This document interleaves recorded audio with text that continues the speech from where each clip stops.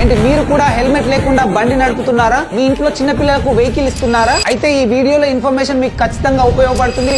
చెప్పు. మార్చ్ 1, 2025 నుంచి Indian government traffic violations ను అరికట్టడానికి ఫైన్స్ అండ్ పెనాల్టీస్ ని భారీగా పెంచింది.